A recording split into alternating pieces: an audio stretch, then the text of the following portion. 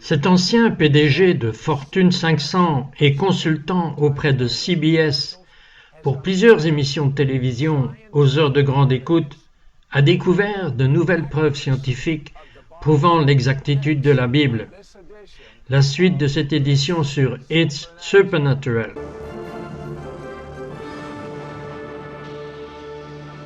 Bonjour, je suis Citrode, votre journaliste d'investigation. Je suis ici avec Chuck Missler. Et j'ai tellement hâte de cette interview parce que, vous voyez, Chuck est un homme d'affaires à succès.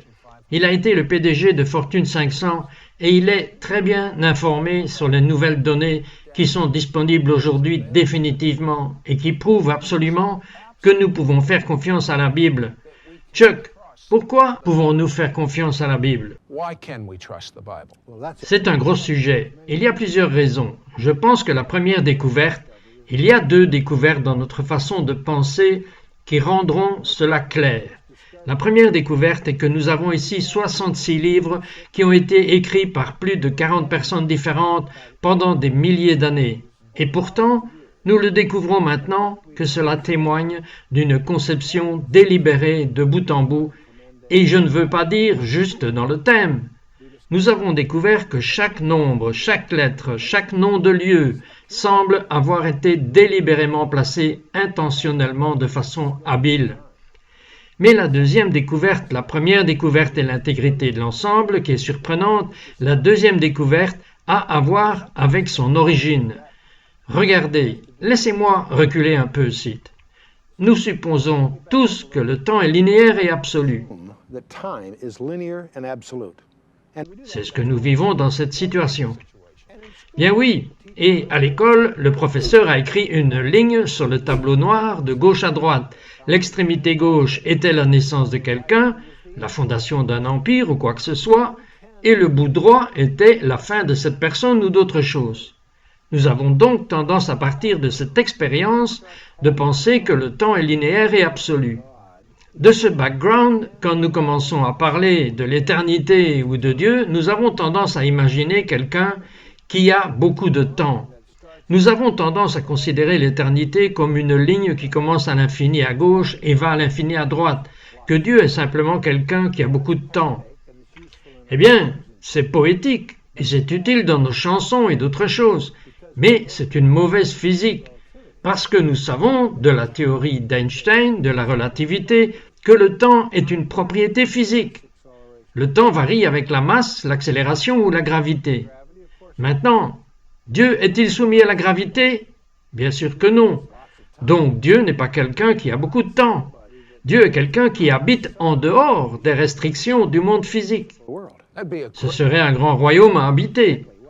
Oui, exactement. Eh bien, le fait est que si Dieu a la technologie pour nous créer en premier, il a la technologie pour nous transmettre un message. Mais comment authentifie-t-il le message? Comment nous fait-il savoir que le message vient vraiment de lui et pas d'une sorte d'artifice ou d'une faute quelconque?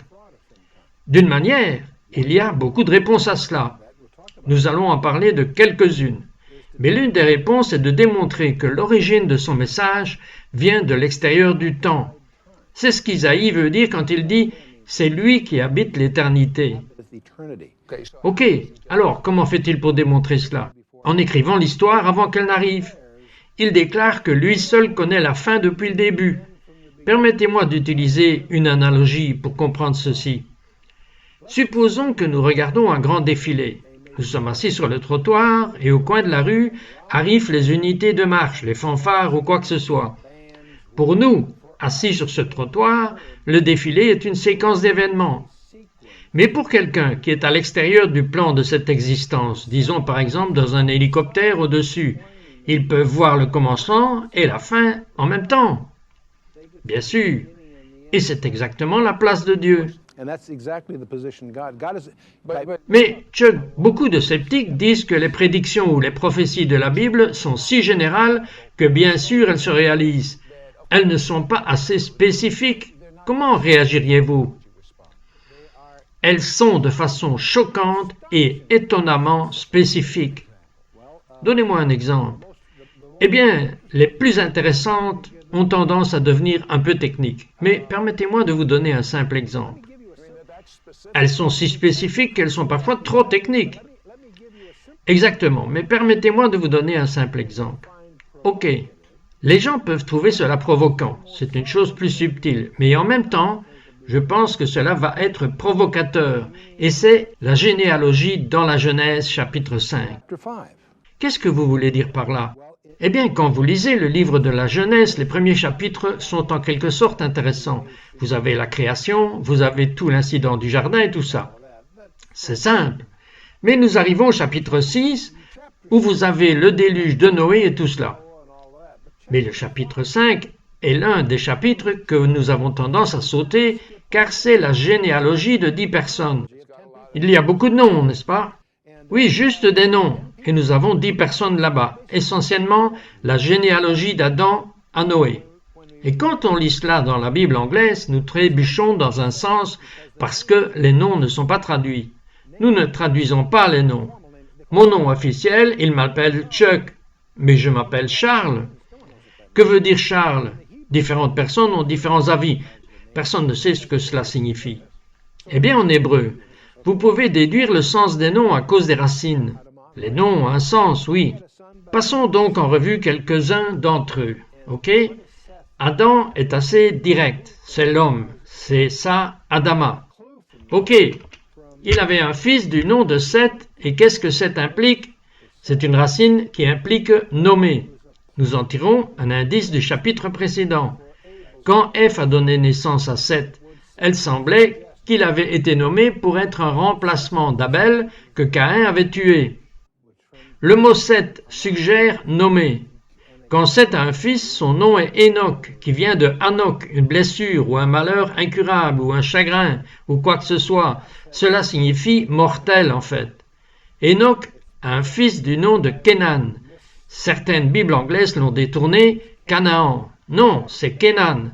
En fait, Balaam fait un jeu de mots sur Kénan, sur les Cananéens, en nombre 24. Cela signifie chagrin.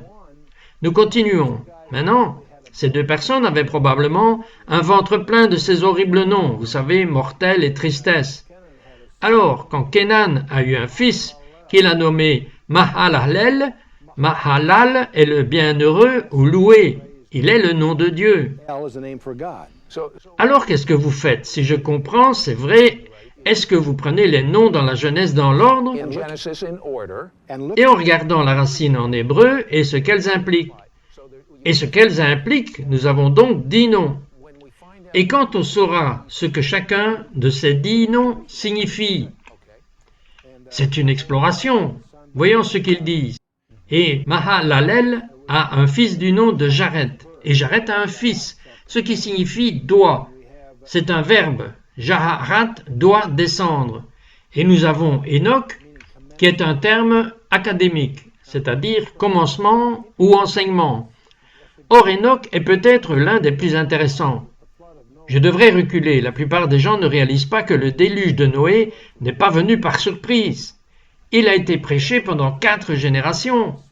Mais ce que nous apprenons sur Enoch est que quand il avait 65 ans, quelque chose de très étrange est arrivé. Parce que ce jour-là, il est écrit « Il a marché avec Dieu ». Quoi que cela signifie. Cela me semble bien. Oui, exactement. Eh bien, Enoch avait apparemment une prophétie que tant que son fils qui venait de naître vivrait, le jugement du déluge serait retenu. Alors il l'a nommé d'après 2 racines hébreux, mout, ce qui signifie la mort, et d'un dérivé du verbe shalak, qui doit apporter. Le nom Mathusalem, en fait, signifie « sa mort apportera ». C'est évocateur de cette prophétie qui lui a été donnée à sa naissance. Nous avons donc une phrase maintenant par ces noms. On y vient. J'en ai quelques autres et ensuite nous allons regarder cela. Le fils de Mathusalem était Lamech. Maintenant, il y a une racine que nous utilisons en anglais, lament. Donc, vous savez que cela veut dire désespéré. Et Lamech a un fils du nom de Noé. Nous avons tous entendu parler de Noah, mais son nom vient de Noach, qui signifie confort. En fait, Lamech nous le dit. Il nous dit pourquoi il l'a nommé Noah. Il dit, celui-là nous consolera concernant notre travail et le travail de nos mains. et ainsi de suite. Alors, maintenant nous avons ces noms, et si nous les lisons en anglais, ils n'ont aucun sens pour nous. Adam, Seth, Enoch, et ainsi de suite. Lisons-les avec les implications anglaises des racines, comme je viens de le dire. L'homme a nommé mortel tristesse. Le Dieu béni descendra, enseignant que sa mort, celle de Dieu, la mort, apportera le confort ou le repos désespéré. C'est tellement bien que Chuck, j'aimerais que vous disiez cela une fois de plus avec chacun de ces 10 noms. Leur véritable signification mis ensemble forme une phrase et qui dit « L'homme a nommé douleur mortelle, mais le Dieu béni descendra, enseignant que sa mort apportera le réconfort désespéré. » Non, je ne dis pas que c'est subtil. Je dis que c'est une bénédiction pour vous, les athées. Nous revenons tout de suite après ceci.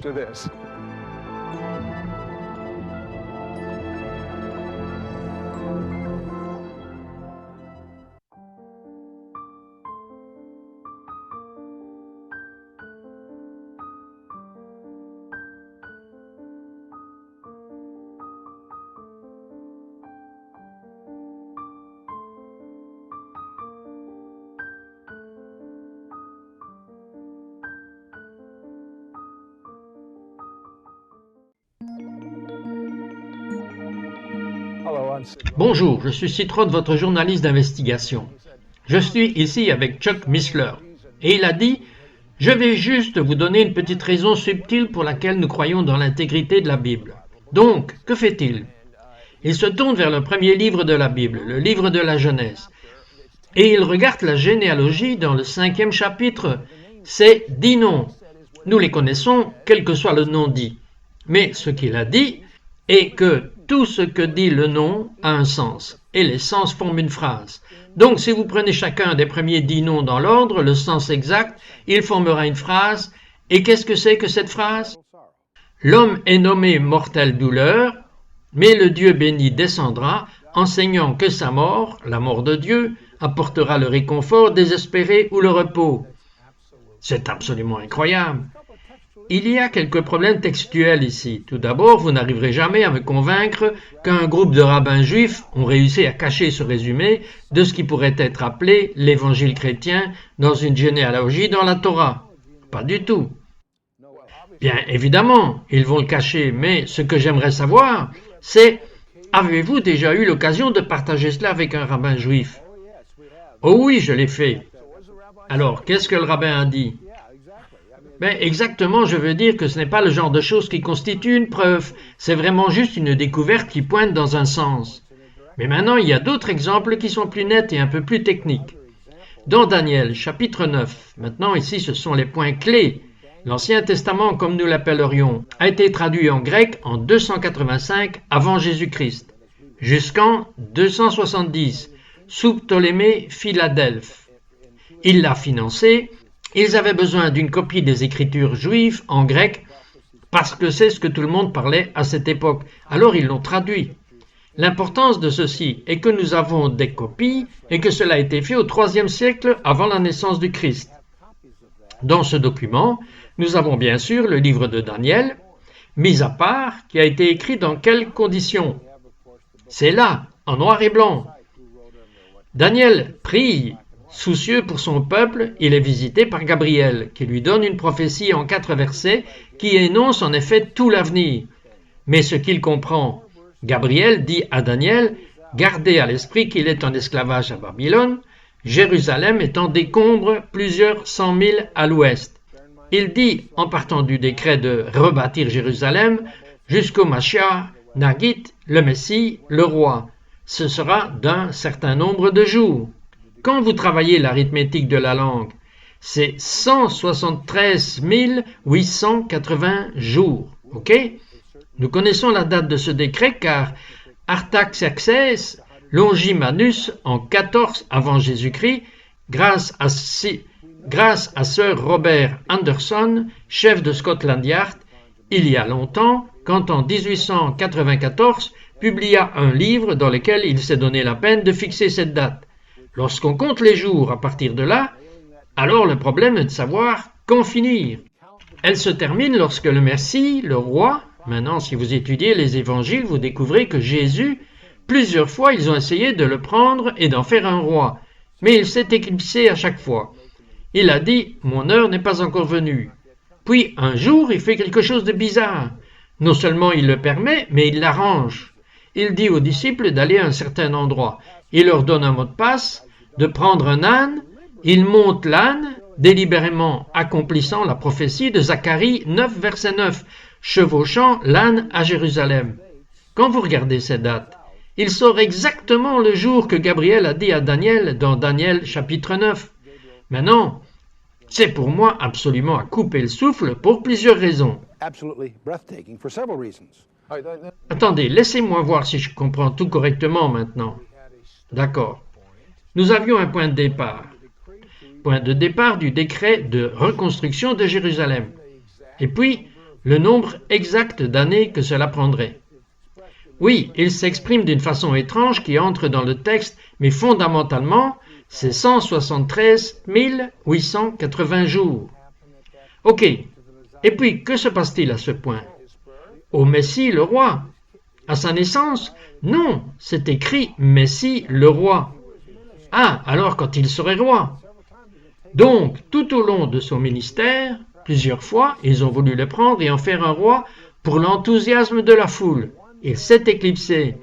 Mon heure n'est pas encore venue. Puis un jour, il s'est permis délibérément de monter cet âne à Jérusalem, que nous appelons le dimanche des rameaux, ou l'entrée triomphale, dans laquelle, au fur et à mesure, ses disciples chantent le psaume 118. Et les pharisiens sont contrariés, parce qu'ils reconnaissent que dans le contexte de ce qui se passe, ils blasphèment. Ils l'appellent le Messie. Le psaume 118 dit « La pierre que les bâtisseurs ont rejetée est devenue la pierre angulaire ». Et nous le chantons à Pessah, à Pâques. Et je pense que c'est le verset 26. « Béni soit le roi qui vient ». Le roi qui vient au nom du Seigneur. Ils disent cela. Les pharisiens là-bas sont contrariés parce qu'ils réalisent que ces gens blasphèment par inadvertance. « Maître, réprimande tes disciples ». Il a dit « S'ils se taisaient, même les pierres crieraient ». En d'autres termes, il les encourage. Il se permet en effet à ce moment-là d'être présenté à Jérusalem. En tant que roi, oui, en tant que roi.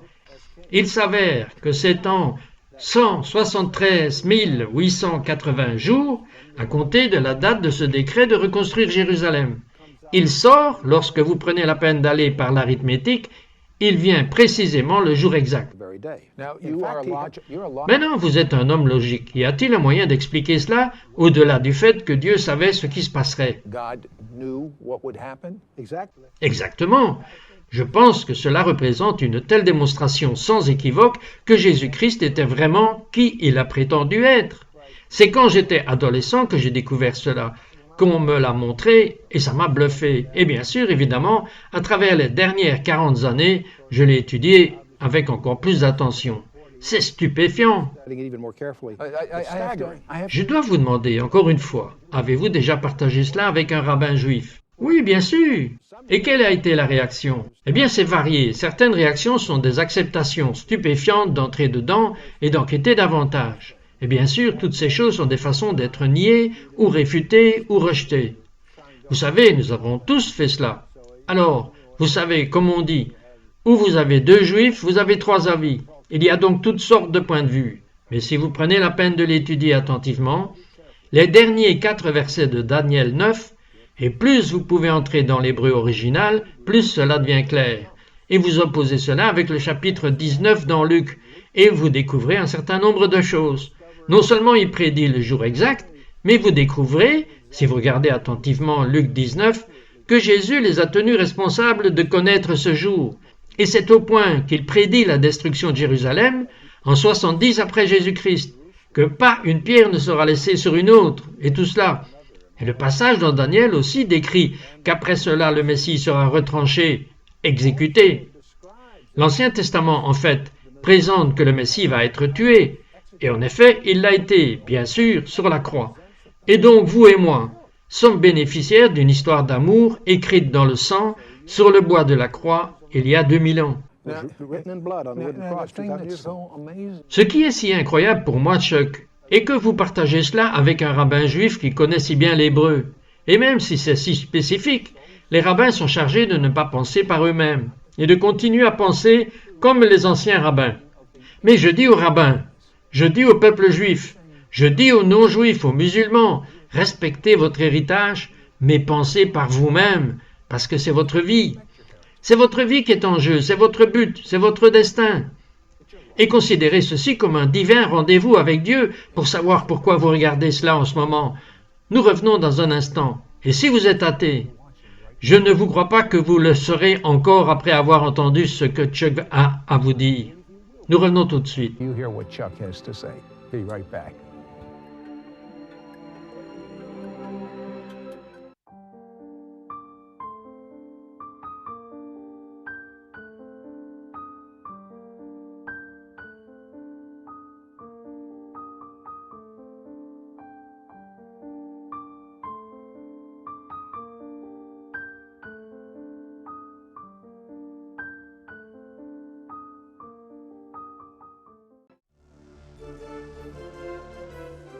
Chuck, je pense que c'est peut-être ce dont nous avons besoin afin que nous puissions nous asseoir tranquillement pour entendre les faits. Je pense que c'est plus que ça. Je pense qu'il faut d'ouverture. Vous savez, nous sommes si nombreux à être les victimes de notre arrière-plan culturel et nous sommes aveuglés par nos préjugés, pas par les Écritures, mais par ce que les gens ont dit au sujet de l'Écriture. Je pense que les chrétiens sont juste aussi vulnérables que les Juifs. Les Juifs sont excessivement engagés aux traditions talmudiques, plutôt que de regarder ce que dit leur texte. Les chrétiens font les choses de la même manière. Ils croiront certains orateurs populaires ou des interprétations allégoriques plutôt que simplement le lire. Je pense que Dieu dit ce qu'il veut dire et donne une signification à ce qu'il dit. Une partie de la magie est très simple, c'est d'être ouvert d'esprit et d'entrer pour entendre ce que mon Dieu dit, plutôt que ce que certains interprètes disent.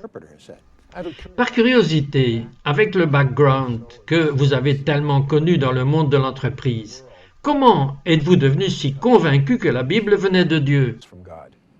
Eh bien, ma technique de background est vraiment dans la science de l'information. Et je pense qu'une des choses qui m'a stupéfié quand j'ai commencé à découvrir l'intégrité du design de tous ces différents livres, 66 d'entre eux pendant des milliers d'années, réalisant qu'ils ont été gérés par une main invisible. Vous découvrez au fur et à mesure que vous entrez dedans que la vérité est dans le détail. Chaque numéro, chaque nom de lieu, chaque détail est là par conception. Et la conception témoigne de la connaissance de ce qui se passe, de ce qu'est la fin. Et la vie de Christ étant le meilleur exemple, qu'il y a plus de 300 détails de sa vie qui ont été remplis pendant qu'il exerçait son ministère. Sa mort sur la croix accomplit toutes sortes de détails de la Torah et des psaumes et d'ailleurs. Et c'est donc la précision de cela et la connaissance que la précision ne pouvait être qu'établie par quelqu'un de l'extérieur, de l'espace-temps lui-même, qui vous souffle loin, et c'est juste là. Vous pouvez l'étudier, c'est tangible, vous pouvez mettre la main dessus. Quelle est la meilleure chose que vous diriez à un agnostique, un honnête agnostique ou un malhonnête athée? Je dis athée malhonnête parce que vous dites que vous savez qu'il n'y a pas de Dieu. Maintenant, allez, soyez un peu plus intelligent que de dire « je sais qu'il n'y a pas de Dieu ». Tout ce que vous pouvez faire est de dire « je ne suis pas certain ». Et ça, c'est un agnostique. C'est ce que vous êtes vraiment. Parlez donc à l'agnostique honnête. D'enquêter. S'il est honnête et qu'il est ouvert, c'est la chose la plus importante de sa vie, parce que s'il y a une vérité ici et que la vérité va déterminer son destin, cela mérite une haute priorité d'enquête.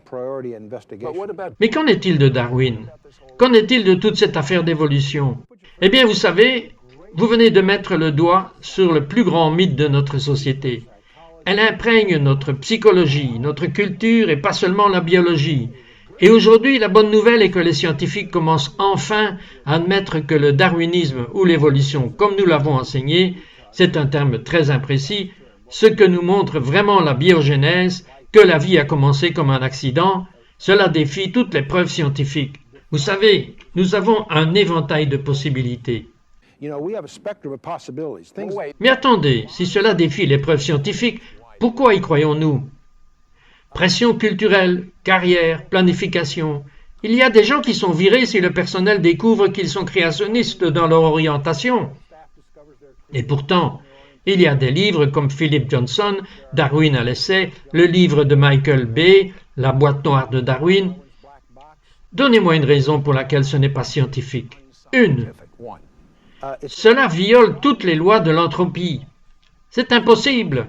La sélection naturelle, qui est la prémisse du darwinisme, ne peut fonctionner que s'il y a quelque chose à sélectionner. Cela ne fonctionne pas pour créer un matériel inanimé. Je veux dire la matière animée à partir de produits chimiques inanimés. Selon la théorie darwiniste, si vous avez de la matière et de l'énergie, et que vous les mélangez ensemble, vous pouvez obtenir la vie.